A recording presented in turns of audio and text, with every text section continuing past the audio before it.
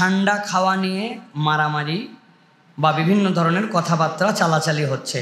দয়া করে জানাবেন ষান্ডা খাওয়া কি জায়েজ, বা ইসলামের দৃষ্টিভঙ্গিতে ষান্ডার মধ্যে আলাদা কোনো কি উপকার বা পুরুষদের জন্য কোনো আলাদা কোনো পাওয়ার ক্রিয়েট করে, এরকম কোনো কিছু আছে কিনা?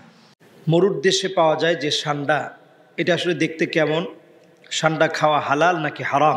প্রিয় ভাইরা, প্রথম কথা হচ্ছে যে ষান্ডা যেটা আমরা দেখি, এই ষান্ডা হচ্ছে একটা প্রাণী, এবং এই প্রাণীটা হচ্ছে মরুভূমি বেস একটা প্রাণী।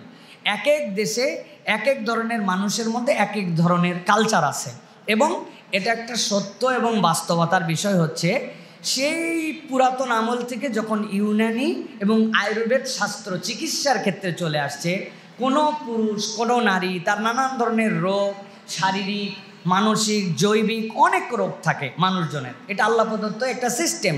তো এইগুলাকে ডেভেলপ করার জন্য এক এক দেশের মানুষ এক এক ধরনের কাজ করেছেন, এক এক ধরনের চিকিৎসা পদ্ধতি নিয়েছেন। নবী করিম সাল্লাল্লাহু আলাইহি সাল্লামের কাছে এসে জিবরাইল আমিন বললেন, ইয়া রাসূলুল্লাহ আলাইকা বিল হিজামা, আপনার জন্য হিজামাকে দেওয়া হলো। নবীজি বললেন, আমার সামনে দুইটা ট্রিটমেন্ট উপস্থাপন করা হয়েছিল, একটা আগুনের ছ্যাঁকা দেওয়া, আরেকটা হচ্ছে হিজামা নেওয়া। আমি হিজামাকে পছন্দ করে নিয়েছি। হিজামা মানে কাপিং থেরাপি, এটা সেই যুগের ট্রিটমেন্ট। চাইনিজ এই অঞ্চলে বিভিন্ন ধরনের ট্রিটমেন্ট আছে, আকুপাঞ্চারের ট্রিটমেন্ট আছে। এই অঞ্চলের মানুষ পুরুষত্ব বৃদ্ধির জন্য জিনসিন সহ বিভিন্ন কিছু গ্রহণ করে, কিন্তু আরবের ট্রেডিশন ছিল এই ষান্ডাকে তারা মনে করতো শক্তিশালীতার প্রতীক, এবং এটাকে তারা বিভিন্নভাবে ট্রিটমেন্টে ব্যবহার করত। এখন প্রথম কথা হচ্ছে যেটা জায়েজ না না জায়েজ? হ্যাঁ জায়েজ, এটা আপনি গ্রহণ করতে পারেন। হারামের তালিকাটা এবং তার ক্রাইটেরিয়াটা রাসূলুল্লাহ সাল্লাল্লাহু আলাইহি সাল্লাম বর্ণনা করে দিয়েছেন। আপনার পছন্দ হোক না হোক এটা আপনার বিষয়, কিন্তু জায়েজ না জায়েজ আপনি আমি নির্ধারণ করতে পারবো না। ঘাস ফড়িং আছে না, টিড্ডি দেখছেন না, টিড্ডি খাওয়া জায়েজ, কিন্তু আপনার আমার রুচিতে আসে না। আমার মেয়ে কাঁকড়ার জন্য পাগল, যেখানে যাবে সে কাঁকড়া খাবে, অক্টোপাস যেটা জায়েজ সেটা খাবে। আমি তো এইগুলোর থেকে ওই টেবিল আলাদা করে দিই, তুই ওই টেবিলে খাবি আমি এই টেবিলে খাবো, এটা আমি খাইতেই পারি না। জায়েজ, এটা আপনার রুচি বা অরুচির ব্যাপার। কারণ ষান্ডা যেটা, বাংলাদেশের ষান্ডা একটু ভিন্ন কারণে হিট করছে, এটা আপনারা জানেন। সেই বিষয়ের কথা আমরা বলতে চাই না, বা এখানে প্রাসঙ্গিক না। প্রশ্ন যেহেতু আসছে খাওয়া জায়েজ বা না জায়েজ, আপনি যদি মনে করেন যেই প্রক্রিয়ায় খেলে জায়েজ এবং হালাল হবে সেটা আপনি খেতে পারেন। তবে আমাদের দেশের মানুষের কাছে এটা অ্যাভেলেবলও না, বা আমাদের দেশের মানুষের জন্য এটা অতটা প্রয়োজনীয় নয়। অতএব প্রিয় ভাইয়েরা, এই বিষয়ে আমাদের জন্য মতামত হচ্ছে যে এই প্রাণী যারা খান বা যারা ব্যবহার করেন, এটা নাজায়েজ বা হারাম নয়, ব্যবহার করতে পারবেন। এক ভাই জানতে চেয়েছেন যে আসলে পুরো ফেসবুক জুড়ে, ইউটিউব জুড়ে ষান্ডা নিয়ে অনেকে অনেক প্রশ্ন করছেন, এ জাতীয় অনেক ভিডিও রয়েছে। মরুর দেশে পাওয়া যায় যে ষান্ডা, এটা আসলে দেখতে কেমন? ষান্ডা খাওয়া হালাল নাকি হারাম? অত্যন্ত গুরুত্বপূর্ণ। আমাদের দেশে কোনো একটা ট্রেন্ডিং শুরু হলে সবাই ওইটার প্রতি খুব আকৃষ্ট হয়ে যায়।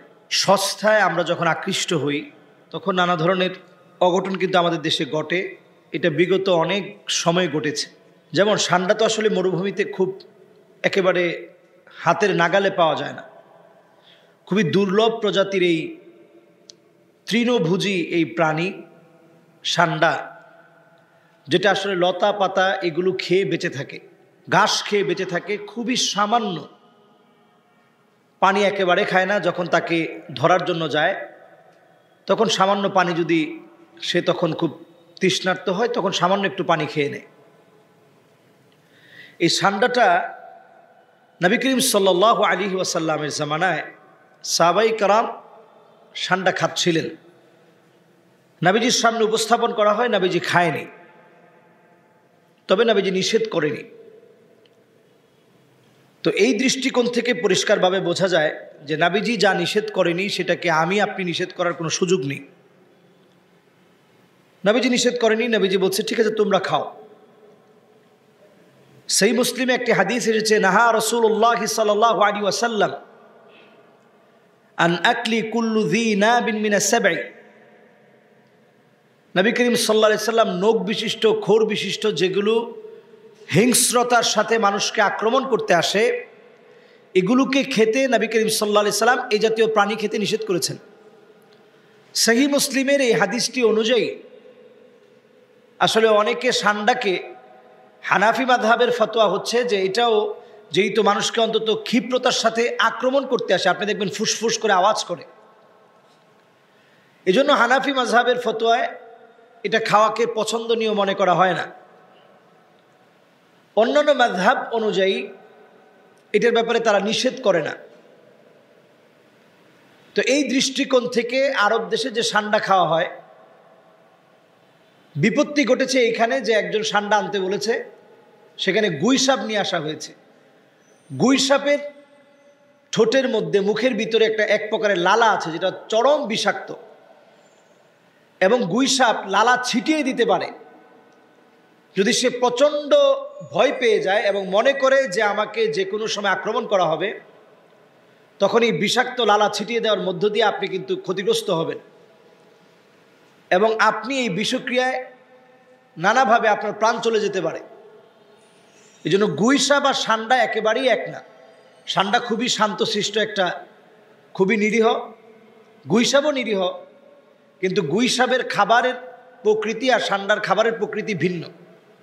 গুই সাপ হচ্ছে মরা মুরগি, মরা ছোট ছোট কোনো কীটপতঙ্গ, এমনকি ডিম, সাপের ডিম পর্যন্ত সে খেতে পারে। আর সেখানে সান্ডা হচ্ছে শুধু লতাপাতা গাছ, এই ছোট ছোট লতাপাতা খেয়ে বেঁচে থাকে, এবং বসবাসের প্রকৃতিও সম্পূর্ণ ভিন্ন। ওইটা হচ্ছে পাহাড় পর্বতে, মরুময় বেষ্টিত, পাথরের পাহাড় বেষ্টিত জায়গায় ছোট্ট একটা গর্তের ভিতরে লুকিয়ে থাকে। তো অ্যারাবিয়ানরা তখন সেখানে পানি আর পানি ঢালতে থাকে, বিরাট বিরাট পানি নিয়ে যায়। তো সেখানে পানি ঢালতে থাকে, তো যেহেতু পানি সহ্য করতে পারে না সান্ডা, সে উপরের দিকে উঠে আসে এবং একটা পর্যায়ে তাকে ধরা হয়। এবং এটা অ্যারাবিয়ানরা বিরিয়ানিতে ব্যবহার করে, সান্ডার বিরিয়ানি এটা তারা ব্যবহার করে। সান্ডার তেল এটা ব্যথার জন্য এবং অন্যান্য অনেক কাজে এটা ব্যবহৃত হয়ে থাকে। মূলত এটাকে অনেকে খুব উপকারী বলে মনে করে এবং খায়, যে সান্ডার তেল এটা শারীরিক সক্ষমতার জন্য অনেক বেশি জরুরি, পুরুষের শারীরিক সক্ষমতার জন্য জরুরি। এই বিষয়টি আসলে ঠিক এভাবে বিষয়টি আসলে কোথাও পাওয়া যায় না, কোনো গবেষণায় এই বিষয়টি এভাবে পাওয়া যায় না। সান্ডাটা মূলত অত্যন্ত চর্বিযুক্ত একটা প্রাণী। এই চর্বিযুক্ত এই প্রাণীটা বেশি খেলে মানুষের ফ্যাটি লিভার হবে, এবং নানাভাবে এই ফ্যাটি লিভারের কারণে আপনি অসুস্থ হবেন। এবং প্রচণ্ড বেশি যদি আপনি মাসে যদি কয়েকবার সান্ডা খান, এটা আপনার অনেক ধরনের ফ্যাট জায়গায় জায়গায়, এই ফ্যাটের কারণে আপনি ক্ষতিগ্রস্ত হবেন, শরীরটা নানাভাবে অসুস্থ হবে।